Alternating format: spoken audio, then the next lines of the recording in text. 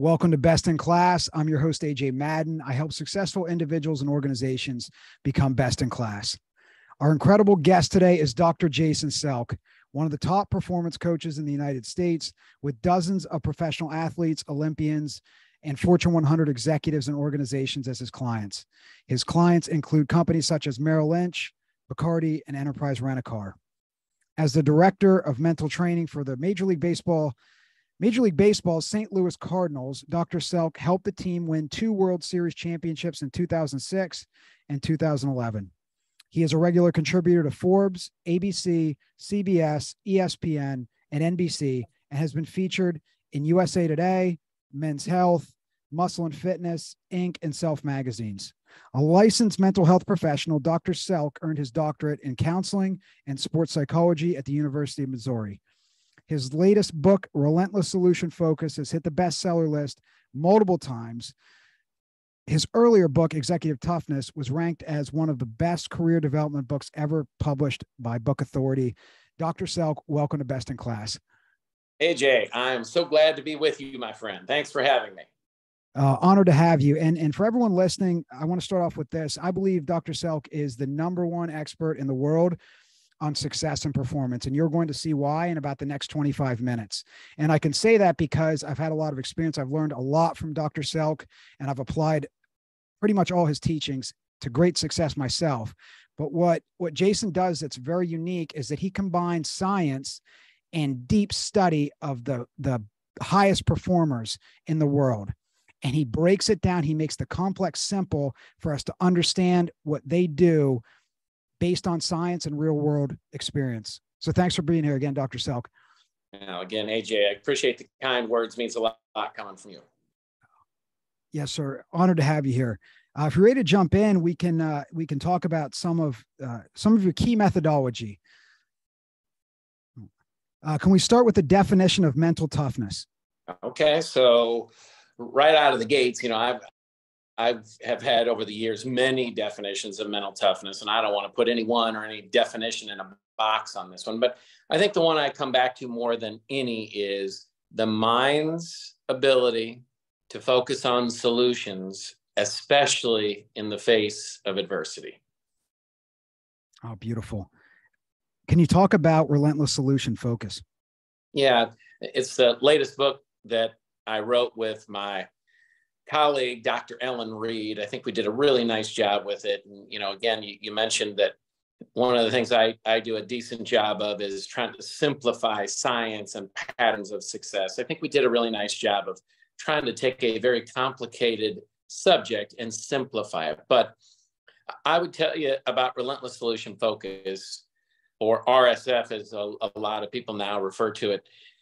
RSF, in my experience, and again, I've been really, really fortunate the last 20, 25 years to literally be able to work with and study some of the most successful athletes, coaches, business people, people in entertainment industry, you name it. I've been fortunate enough to really get out there and work with so many different people at this point, and so many of them at the highest level of performance.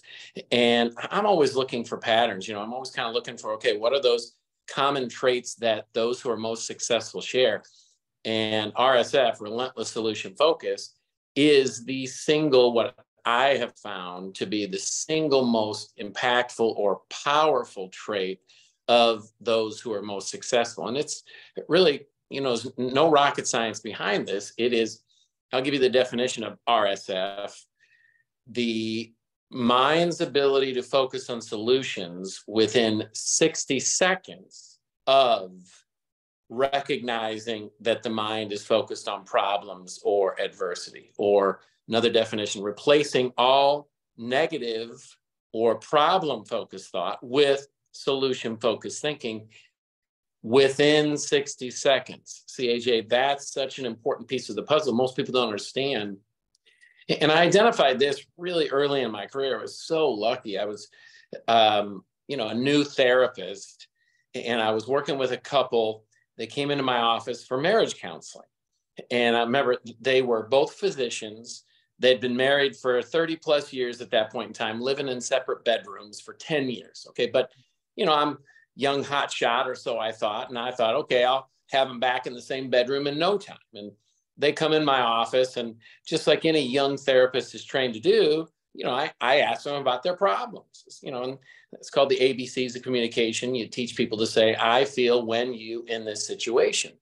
Well, if you do what I was, and just like every other therapist in training was instructed to do, get them to talk about their problems, I guarantee you what's going to happen is World War II is going to break out. And that's exactly what happened in that therapy office, that I asked them to start talking about their problems. And I didn't really have the techniques or tools to control those conversations. Nobody prepared me for what really was going to happen. And like I said, it broke out into really a huge fight. And they left the office after that first session. And I remember thinking, well, if my clients come in with X number of problems, and then they leave and they have X plus number of problems, I'm probably not going to make it very long in this business. So I started to do a little of my own research. I wanted to know what science actually existed on this idea of talk about your problems and it will naturally lead you to solutions. Well, as you might guess, AJ, there is absolutely zero empirical evidence anywhere to support that. And you got still to this day therapists being trained to do it this way, but there's no science behind it. And I would just tell you, from a practical standpoint, it doesn't work. It makes things worse. And if you understand the real problem with the human brain, remember, our brains are built to focus on problems. Hundreds of years ago, it's what kept us alive. It's PCT, problem-centric thinking. It's built into all of us. It's not mental weakness, it's mental normalness. Unfortunately, these days, now that we live in this very safe time period, it's so counterproductive for health, happiness, and performance. And so RSF, Relentless Solution Focus, is really just the antithesis or the antidote or the opposite, if you will, of that normal PCT tendency. Here's the good news. Last thing I'll say about this, AJ, is good news is, although biologically that PCT tendency is built into all of us can train our brains so that PCT becomes somewhat abnormal and RSF becomes normal. You want to think about the brain like you would any other muscle, a bicep, for example.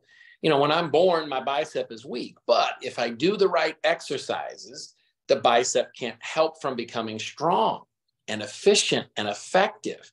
Same is true for the brain. Most people just have never been instructed on how do you actually train your brain to think about solutions instead of what will come totally normal, which are those problems. And in doing so, creating that relentless solution focused mindset, you will give yourself a distinct, a measurable, a significant advantage over the people you compete against, over what normal is even for yourself. So that's RSF. Oh, thanks for the brilliant explanation and expanding on that. And that is the Relentless Solution Focus book. Out of the hundreds of books I've personally read on performance, is right up there at the very, very top in terms of usefulness, personally and professionally.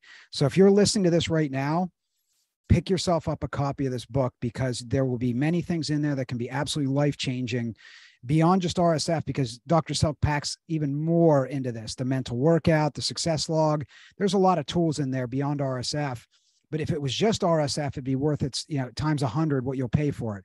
If you lead an organization, if you're an owner or manager, pick up a copy for yourself and pick up a copy for every one of your team members. You will, not only will you not regret it, you'll probably be sending Dr. Selk thank you letters for writing the book. And all you have to do is go look on Amazon and look at the reviews. Don't take my word for it. I'm not getting paid to say this. I've read it multiple times. It's a life changer. I've gifted it to many people as well, clients, family, and friends. It's a game changer. So thank you for writing this book. And that was a great explanation of RSF, and you'll see a lot more in the book. Now, in terms of, you talk about confidence is the number one variable affecting a person's performance. Can you talk about confidence and how the most effective thinkers and performers based on science are thinking, what am I doing well? What can I do to improve? How can I improve it? Yeah. So again, that's science that you really can't argue when you're talking about Self-confidence is the number one variable for all human performance. And I would tell you, the biggest issue is self-evaluation. You know, I've had so many discussions with thought leaders, people I respect, you know, trying to figure out, okay, in your opinion, what's the number one characteristic of those who are most successful? And the self-evaluation is a real theme. However, the normal way to evaluate is really counterproductive because normal evaluation destroys self-confidence. How many of you can relate to this? You do 100 things right, one thing less than perfect. When you evaluate, when you think about your day, what are you thinking about? You know, and most people, I don't need to see faces of people listening to this. I know what most people do, even me. You know, I just did a presentation yesterday in North Carolina, and presentation I thought was really pretty solid, but I got in the car after the presentation, and sure enough, first thing that popped into my head was my watch was 4 minutes slow. And that's ridiculous. I'm preach about starting and finishing on time. And it's a very viable excuse, but it's an excuse nonetheless. I had a watch on that was 4 minutes slow. And so I ran 6 minutes over the presentation. And when I got in the car, that's all I wanted to think about was, okay, what the heck's wrong with me? How could I let that thing go long? How could I have a watch that's 4 minutes slow? So again, the normal brain wants to overlook all the good things you do and zero in on the imperfections. That level or that type of self-evaluation, think about it. What's that going to do to your self-confidence? With training, we can learn to evaluate in a much more effective manner. And it's a simple shift. So again, you got two characteristics of normal self-evaluation. Characteristic number one, you overlook the good stuff you do. Characteristic number two, you zero in on the imperfections. What we want to develop, and it's, you know, again, I write about this in the book RSF, but I think I write about this in all 5 of my books. Effective evaluation, or what we call the performance mindset or the RSF mindset or type of self-evaluation. 2 characteristics. One, just start. Always force yourself with evaluation, especially self, but really evaluation of anything. Always start with what's good. And I like people to think about what are 3 things you did well before you get to think about anything that's not where you wanted it to be. So the 2 characteristics, start with your done wells. And I like 3. Come up with 3 things you did well. So again, as I got in that vehicle yesterday after doing the speech, my mind wanted to go to running long on time. Instead, I said, no, come on, screw that plan. What did I do well? You know, I had great energy. I did really nail the content. And I even showed up a little bit early and gave the person putting the guy that owned the company, I gave a little extra time to him. I think that he very much appreciated that. Okay, so always start with your done wells. And then the second part, don't look at what you screwed up. Identify one thing you can do to make it better. And just like for me, I know what I'm going to do. I will never again start a presentation trusting my watch. I'm going to check the phone, make sure my watch and the phone are at the same time. And typically I like to be a couple minutes early with the watch, but that's kind of between me and me. Anyway, self-evaluation, typically it's absolutely counterproductive to self-confidence. With a couple of small little adjustments, zero in on what you do well first, and then what do you want to improve? That self-evaluation actually feeds and nourishes your self-confidence. And again, self-confidence, number one variable for all human performance. It's important to nourish that self-confidence. Oh, beautiful. And in Relentless Solution Focus, the book, Dr. Selk lays out the success log, which is a daily practice of writing these 3 things out that you did well, one thing you did better, and then rating yourself on RSF. It's a very useful practice that I do pretty much every day. And it just reminds you. Well, and AJ, let me say something, because here's a really important piece of the puzzle. I'm going to give you a quote. Now, it's actually, I think, from Greek philosophy, and the Navy SEALs have kind of taken it and said that it's theirs. And I'm not going to fight with the Navy SEALs, trust me. But the quote is this. Let me make sure I get it correct. Under pressure, a person does not rise to the occasion, but rather they sink to the level of their training. Okay, and you know my work well enough. I am not a pep talk person. I am a training person. Now, this podcast easily could be looked at as pep talk, but don't think that just hearing the words, you're now moving forward, going to be able to, in a normal situation, focus on the good stuff you do and then zero in on what you want to improve, as opposed to the kind of normal way of, overlooking the good and then zeroing in on what you screwed up on. You got to train your brain to do it. There must be some training, and the exercise. Remember, I gave you the kind of analogy or the metaphor of the bicep. The training mechanism is, and I tell you, if you did this 3 days a week, just answer those 3 questions on a regular basis. What did I do well today? Come up with 3 things. What's one thing I want to improve tomorrow? What's one action step I can take to make the improvement? See, it's because I do those success logs on a daily basis that when I got in the car yesterday, my mind was able to identify, I'm not going to zero in on how bad I was in that talk. I'm going to zero in on first what I do well and what do I want to improve. But it wouldn't have happened, I promise you. If somebody would give me a pep talk, no matter how many times I hear the pep talk, unless I do the training, you don't create the neural pathways, the common new way of thinking that you create by answering those questions, unless you're doing the training itself. So you don't look in. I think most people make a huge mistake when it comes to mental toughness and high level performance. It's not a pep talk, folks. We have, in our country today, we have an abundance of information, but a scarcity of action. People know more knowledge and information now than ever. Problem is, they're not really doing anything with it or as much as they could or should with it. So I encourage people, hey, look, really look for those people that you trust, and then try to take as little information as you can, turn it into action, and then maybe go back for information, but get it into action first. If I was going to encourage anybody action, write down on paper the answer to these 3 questions at least 3 days a week. What are 3 things I did well previous 24 hours? What's one thing I want to improve in the upcoming 24 hours? What's one action step I can take to make the improvement? You do that, and you're training your brain so that when you are in pressure, when you do need to perform in the right way in terms of self-evaluation, that training is going to kick in, and you're going to force yourself to quit beating yourself up over your one imperfection, and instead look at what you're doing well and how you want to improve. Oh, beautiful explanation. That ties everything together. And it's very practical. It's a practical way to do things, to the muscle memory, like you talked about. So when you need it, you have it.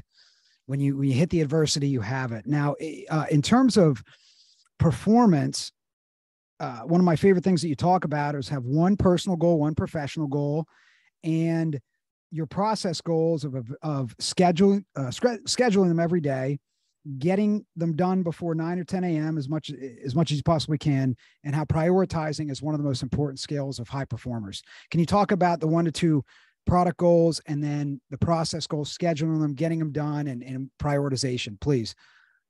Yeah, so let me try to be concise with this. Okay, so the big issue that most people are fighting on a regular basis, and I tell you this in teams, in corporations, this is probably the biggest issue I'm seeing, is channel capacity. People are overloading channel capacity. Channel capacity is the brain's ability to focus. It's the bandwidth of the human brain. Okay, now, unfortunately, most people think we have unlimited channel capacity, and we don't. Think about it like your phone. Your brain is a little bit like your phone in this one. If I want to take a photo, the phones are great. You got a camera in there. If I want to take a photo, but my bandwidth or my capacity of the photo album is full, the phone says to me, hey, you can't take any more photos. You've overloaded channel capacity. But if you want to take more, just go in and get rid of the ones that you don't want. Get rid of those ugly photos, the ones that make you look a little heavy, whatever, get rid of it, but you get to choose. All right, now, when we overload our mind's channel capacity, it's the same thing, but we don't get to choose what we delete, what we lose focus on. It just does it, And oftentimes what it does is it overlooks the stuff that takes up a lot of focus, which is generally our most important stuff, and then zeroes in on the things that are more urgent or require less energy, focus, discipline to complete. Translation, most people on a regular basis are doing a bunch of stuff, but not their most important activities. One of the most impactful quotes I've ever heard, Stephen Covey said this, his second most impactful thing I've ever heard. He said, "The noise of the urgent creates the illusion of importance." And that's what Covey was talking about, is we get fooled into thinking the stuff we're putting energy into is the right stuff.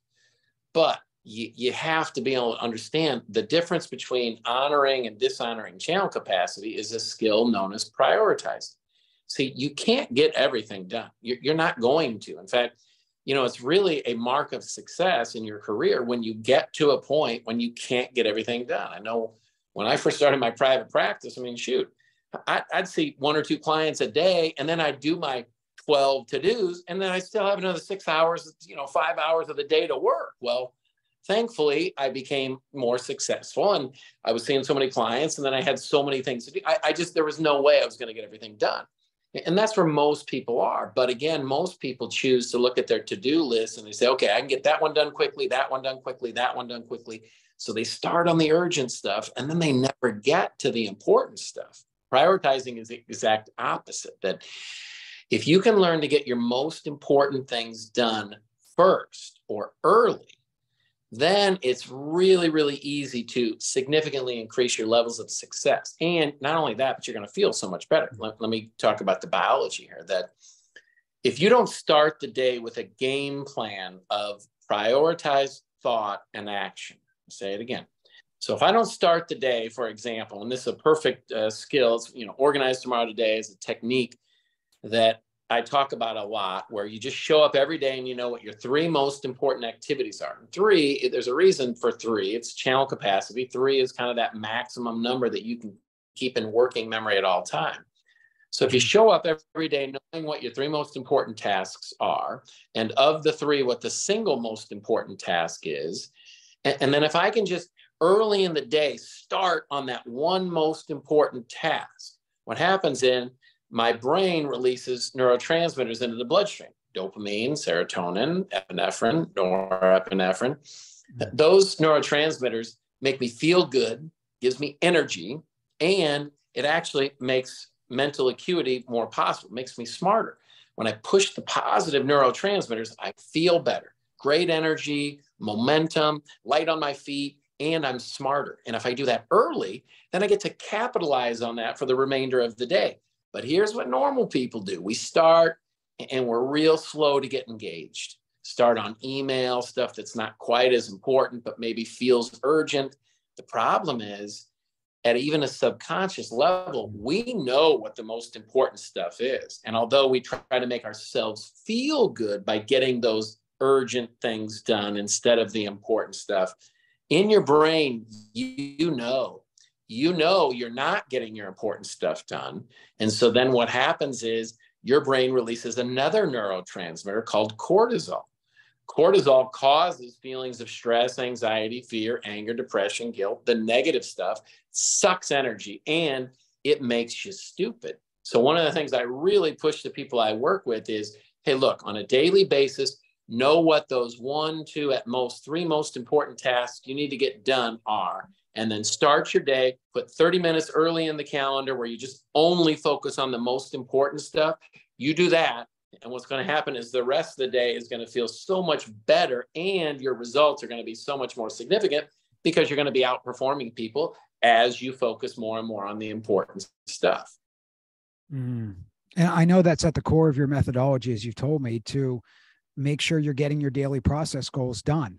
If you want to succeed at anything, personally or professionally, and like you've talked about, have one personal goal, one professional goal, no more, again, because of channel capacity, that you want to focus on those most important tasks, starting with the one most important thing. Yeah, and you said that's a separator, right, between the best and the rest. Well, I learned it directly from the greatest coach of all time, John Wooden. This was his number one tenet. And if you look at science, he knew that I don't know, let's say 50 years ago, 60 years ago at this point, probably longer. Okay, well, since then, science has confirmed, yeah, focusing on process or those most important activities is the single most impactful way to create the scoreboard or the results you're looking for. So absolutely, when you talk about process, it's another very, very concrete and effective way of creating prioritized thought and behavior. You know, again, some people, the confusing part about process is some people show up each day and they don't have the same most important activities. You know, I work with all kinds of CEOs and C-level people, and because they have so many roles and hats they're wearing, it's really difficult to say these are the three, you know, every day it's the same three. Mm-hmm. So that technique of organizing a day, just identify what your three most important tasks are. That could be a process goal. But for me, my process goals are the same pretty much every single day. You know, I know what my most important activities are every single day. And it makes it really easy. I don't have to put a lot of thought into it. I just show up. I already have my game plan in place. And then I can just start attacking right away. And I just, you know, I eat my own cooking. I think you know that. And this has worked out really, really well for my career and my own health and happiness as well. You know, at 52, somebody told me 30 years ago I was going to end up in this chair. I just signed up for that program right away. And a lot of it was right from the heart of process, that prioritize, show up every day and know what your 2 or 3 most important activities are at most, and then just attack. You do that, you get it done. But the power is so much so that the rest of your day is so effective and productive as well. Oh, beyond powerful. It's a game changer. So if you get a chance, if you're listening, rewind that back, that explanation, because that can change your life personally and professionally. And Dr. Selk, I know we only have a minute or two. Can I give you a few rapid fire questions here? Absolutely. Okay. I know you talk about 15 minutes of reading a day, 5 to 15 minutes to keep channel capacity, you know, in check there. Is that something you still recommend? And if so, and also what are 5 of your favorite personal development books? I know you've read 5, 6, 700 on the subject. Well, okay. So 5 to 15. No, I want you thinking, how about just 1 minute of reading a day, or just read until you learn something? You know, if that's 30 seconds, stop right there. But I think people, again, we have an abundance of information, a scarcity of action. So 1 minute or less of reading a day is what I'm now prescribing. I don't know about my top 5 best self-help books, but I know I'll give you a couple. Certainly How to Win Friends and Influence People by Dale Carnegie. It was written in 1936, I think 1936. It doesn't need to be edited. It is so simple. It is so based on human nature and what really works in terms of just connecting with people. That's probably the best book I've ever read. I'm really a big fan of not the book 7 Habits of Highly Effective People, but the audio recording unabridged. That is so powerful. Now I think it's, 18 to 20 hours stuff, but that opened my mind. Stephen Covey, brilliant. He was one of the most brilliant individuals, in my opinion, on the planet. He opened my mind to thinking in a way that I hadn't before. I also am a big fan of Jack Canfield's success principles. Those are probably, again, I didn't really get a connection when I tried to read 7 Habits, but the unabridged audio version with Covey himself narrating was so mind-opening. Those would be my. Okay. And I know you focus on being on time, timeliness. I know that's really big for you. Start on time, end on time, correct? Correct. And my good friend Tom Bartow, who was best friends with Coach Wooden, he asked Coach Wooden one time, he said, if you were going to work on discipline or mental toughness in this day and age, what would you do? And Coach Wooden, like a tennis ball coming off the wall, he said, Tom, I would make sure I started and finished meetings on time. So although I just blew it, yesterday, yes, it is so important to me. And, I think a lot of it, and I tell my children this, I said, if you're one of those people that shows up late, most people that show up late, they think it's not a big deal, but you must understand it really is to the people who honor time, because I learned from people that show up late, you really can't trust them at their word. Now, maybe that's the only thing you can't trust them at, but how am I supposed to know? And I don't want anybody thinking that about me. If I tell you I'm going to be there at 3:00, you're darn right, I better be there at 3:00. And if I'm not there, I'm not going to make an excuse. So yeah, I think timeliness is really important just for trustworthiness and credibility, even in your own head. Oh, what a beautiful, that's one of the best, that is the best explanation I've ever heard on timeliness. Thank you for that, because it is that important, I believe, as well. Maybe lastly here, you said you believe happiness is the number one measure of success, and maybe we can end it on that one. I know you have to go here. Yeah, when I was younger and building my career, I used this equation: vision plus integrity equals S, success. V plus I equals S. Vision is knowing where you're trying to go in life, but with clear specifics. Integrity is on a daily basis. Are you behaving in a way that's going to get you where you want to go in life? And if you do those two things, it's going to create success, which, again, early in my career, I put a lot of emphasis on success. But as I realized working with people, and, I've been really fortunate for the last 20, 30 years to help people become more professionally successful. But I've learned, look, if you can learn to be more successful, professionally speaking, but you're not improving your health and happiness along the way, that's not a win. That is a loss. And so even in my own mind, I wanted to change it. I wanted to be very clear. Look, happiness is what we're really going after. And happiness includes elements of your own personal health, your professional success. It doesn't mean you have to have a job outside of the home, but those two pieces are such a big piece of it. So yeah, I'm a really big believer now in focusing on happiness as kind of the holistic picture of health, obviously the emotional component, being happy, and also being the best you can be professionally speaking and achieving those highest levels of performance. Oh, beautiful. Dr. Selk, where can people find you?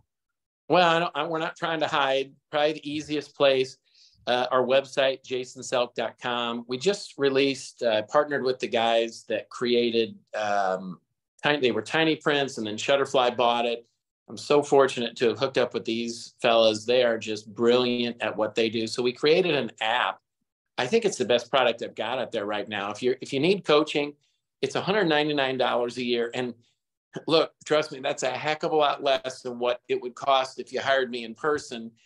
And it's a year, it's on your phone. I'm trying to deliver a coaching app where I can get people doing these same things that I do if you hired me for individual coaching or for teams or organizations. And it's on the app, and it's, 3, 5, I think at most, maybe 8 minutes a day. Occasionally we have a video that goes a little bit long, but it's a year's worth of content and training. It's levelupgameplan.com. Levelupgameplan.com. I would strongly suggest, if you heard anything you liked today in this podcast, go find that resource. Nobody's, we could have priced this thing so much higher, but everybody involved said, hey, we're just trying to give an extremely low cost alternative to some of the coaching that might be out there for $199 a year, and you can get your money back anytime. No questions asked. We are not looking for money. If it's not a valuable resource for you, just get your money back. But take a look at that dang product, levelupgameplan.com. People are just speaking volumes about how much it's impacting their life. I think that's the best thing I've got out there right now. Oh, beautiful, beautiful. And as always, I know that will over deliver, as you always do, as you did today, as your books do, and I'm sure the app does as well. Dr. Selk, thank you for being who you are. Thank you for the masterclass on success and happiness. Yeah, I want to say one more thing, okay, AJ? I want to give you some credit. I know you're out there busting your butt, trying to help people not only get better professionally, but also doing it the right way, really working on their health and happiness along the way. So I want you better be giving yourself some credit. And I want the listeners, there's all kinds of quotes about this, but Lou Holtz, I like the way Lou Holtz, the great football coach from Notre Dame, said it. He said, human beings were like trees. The second we stop growing, we start dying. Coach Wooden said it this way. He said, it's what you learn after you know it all that counts. People on this podcast, there's no doubt you're trying to improve. Be really proud of yourself for the effort to improve. And again, if I would give you just any advice is, Don't worry about what you learned. Here's a quote I've been really using a lot lately. I learned this from a coach named Tracy Steele when I was very, very young. He was a former military guy. He had this hanging on his wall. I gave him credit for this in my very first book, 10-Minute Toughness. He said, to know and to not do is to not yet know. And again, think about that channel capacity. Everybody's trying to do so much and learn so much that it's really stopping us from doing anything of great importance or impactful change. Pick one thing, find one thing that maybe you heard from this resource and put action in it. But main thing, be proud because you're out there trying to get better. I appreciate the time, AJ. Keep doing the work you're doing. If I can help anybody out there, please let me know. Thank you, sir. Honor to have you. Thanks for all the gems. Thanks for the kind words. Dr. Selk is the best in the world at what he does. Thanks for being here.